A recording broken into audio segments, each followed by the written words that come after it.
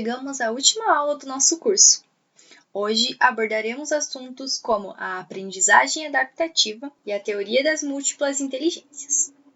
Iniciaremos o nosso vídeo com o tema Inclusão e Aprendizagem Adaptativa. Segundo Chiavenato, 1999, as pessoas constituem o principal ativo da organização. As organizações bem-sucedidas estão percebendo que somente podem crescer, prosperar e manter sua continuidade se forem capazes de otimizar o retorno sobre os investimentos de todos os parceiros, principalmente o dos empregados. O que é aprendizagem adaptativa? No mundo acadêmico, a aprendizagem adaptativa é usada para garantir que cada professor consiga compreender as particularidades dos seus alunos e assim atuar sobre essas questões. Transferida para a educação corporativa, garante que mais profissionais aprendam e retenham as informações passadas em treinamentos.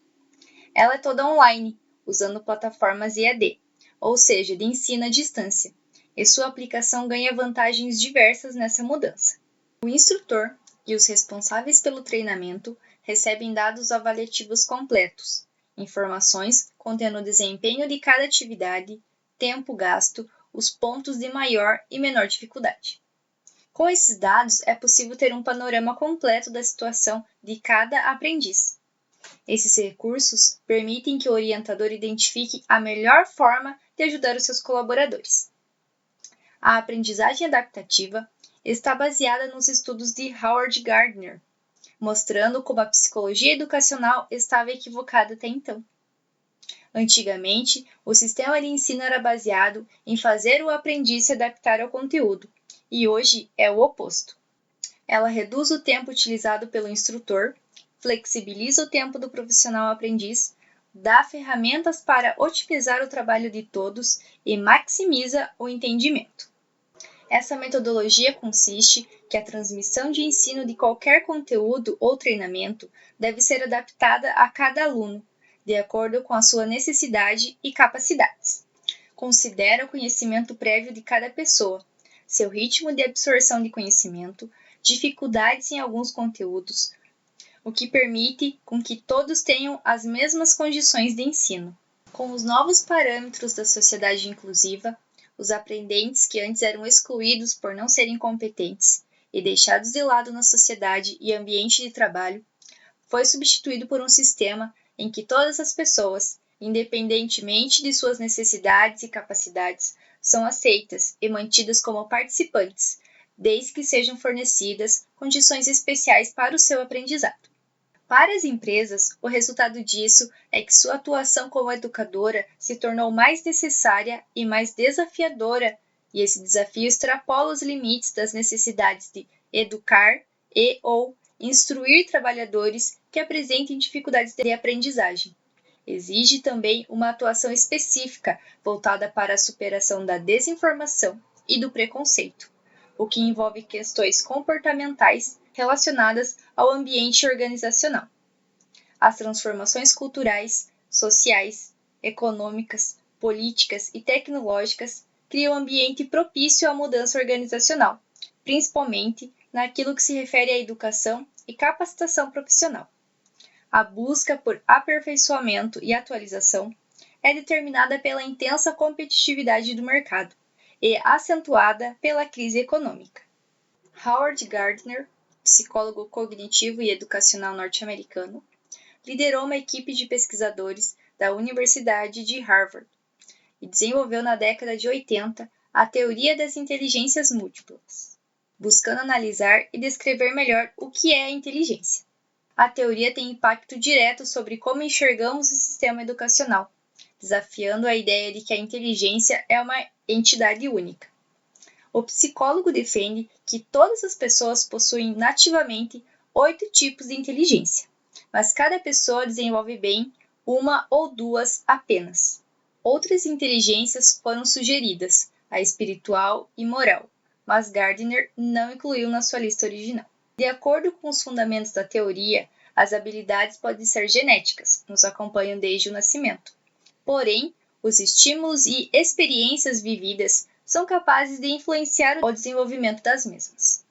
É importante ter em mente que todas as formas de inteligências são válidas e não existe uma mais valiosa do que a outra, mesmo porque, no mundo competitivo e complexo da atualidade, a maioria das profissões requer o uso simultâneo de vários tipos de inteligência. Inteligência lógico-matemática. Esse tipo de inteligência é voltada para as conclusões baseadas na razão, nas abstrações e na resolução de problemas matemáticos. Por muito tempo, ela foi considerada como o principal conceito para medir a inteligência de uma pessoa, como o famoso teste de QI. Engenheiros, cientistas e matemáticos se destacam nesse tipo de inteligência. Para desenvolvê-la, busque fazer cálculos matemáticos mentalmente e resolva problemas e testes. Jogar cartas também ajuda, principalmente o pôquer, que é um ótimo jogo matemático. Inteligência linguística. A inteligência linguística se refere não apenas à capacidade oral, mas também a outras formas de expressão, como a escrita ou mesmo o gestual. Profissionais com essa inteligência, como poetas, políticos e jornalistas, são ótimos oradores e comunicadores, e aprendem outros idiomas com mais facilidade. A leitura é a principal forma de ampliar seu vocabulário. Escrever histórias e poemas também desenvolverá sua inteligência linguística. Tente fazer mais apresentações e discursos, e não deixe o medo de falar em público dominar você. Ele é um dos medos mais comuns entre as pessoas e com a prática você conseguirá superá-lo.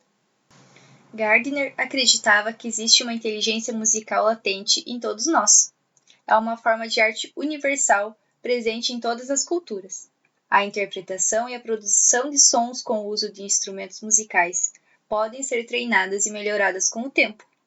Os músicos e compositores de peças musicais são os mais beneficiados por essa inteligência.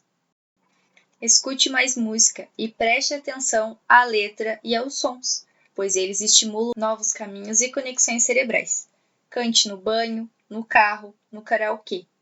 Pense na possibilidade de participar de algum coral. Aprenda a tocar algum instrumento, qualquer um. Inteligência espacial. É a habilidade de observar o mundo, interpretar e reconhecer o posicionamento e movimentação de objetos. Um jogador de futebol desenvolve essa inteligência ao ver, analisar e agir em relação ao movimento da bola, por exemplo. Tente decorar mapas de ruas e experimente caminhos alternativos para chegar ao seu destino. Jogos de labirinto, sudoku ou xadrez exploram a sua capacidade espacial de imaginar movimentos e fazer jogadas. Inteligência corporal sinestésica.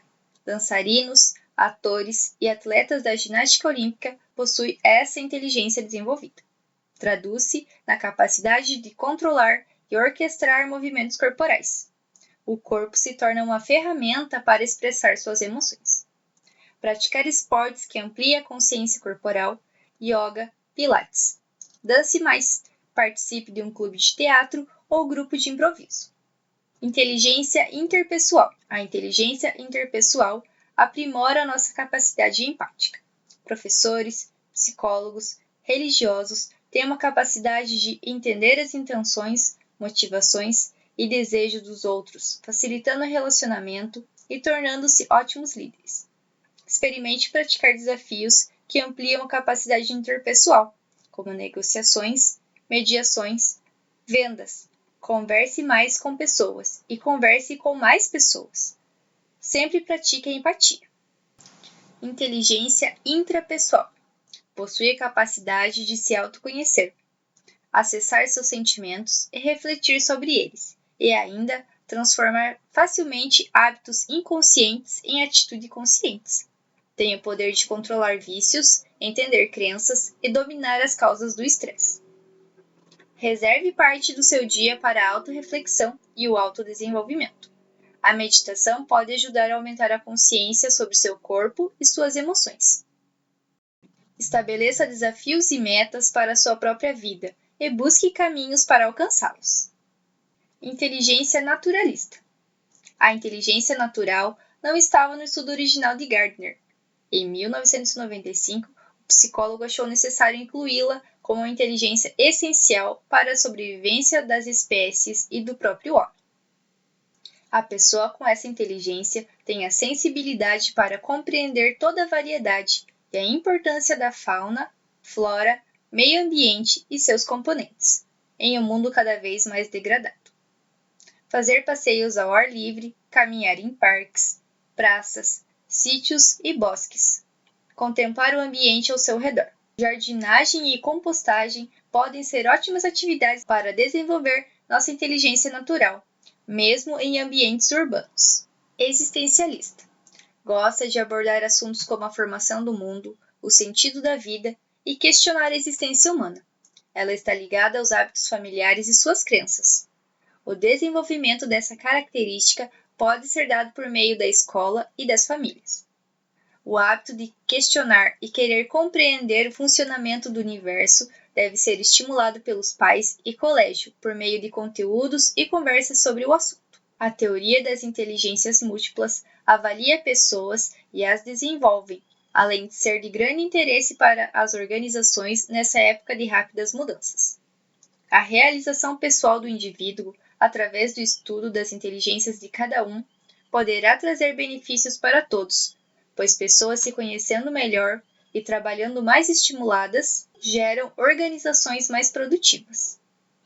O sistema de ensino é voltado para as áreas lógico-matemática e linguística, mas segundo a teoria podemos e devemos utilizar outras áreas de nosso cérebro para desenvolvimento pessoal e, consequentemente, para o profissional.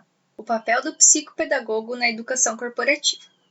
No Brasil, a falta de profissionais qualificados tem sido apontada como grande entrave para o desenvolvimento econômico e social desejado para um futuro próximo. Segundo Silva, 2008, conseguir emprego e manter-se empregado hoje em dia é uma tarefa difícil, que assusta muitos brasileiros, pois as mudanças estão acontecendo para o desenvolvimento das organizações.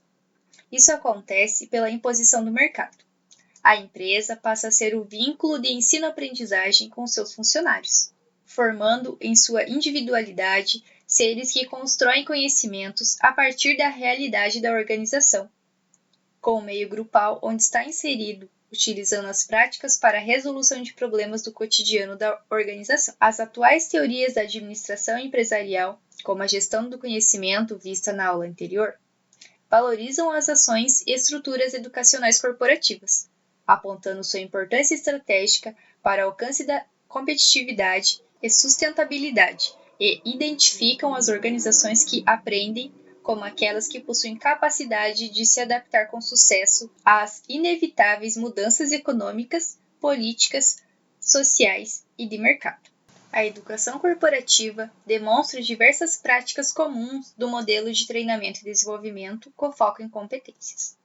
As ações de treinamentos, muitas vezes esporádicas, são substituídas pelo aprendizado contínuo. A limitação do treinamento, essencialmente presencial, é alimentada com atividades à distância e forte estímulo ao autodesenvolvimento.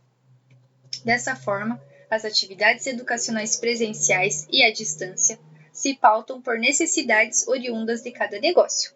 Aliam teoria à prática, buscam desenvolver as competências essenciais à empresa e se constituem num caminho para o crescimento na carreira profissional. O psicopedagogo no âmbito corporativo apresenta questões, formula diagnóstico da situação e elabora propostas para a solução de problemas, conflitos e crises envolvendo processos de aprendizagem, procurando sempre os entender de forma holística.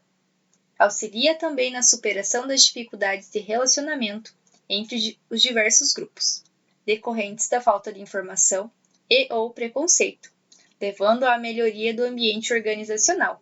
Questões importantes como o grau de autonomia possível no contexto corporativo e a posição hierárquica deverão ser correspondidas pela análise de cada situação.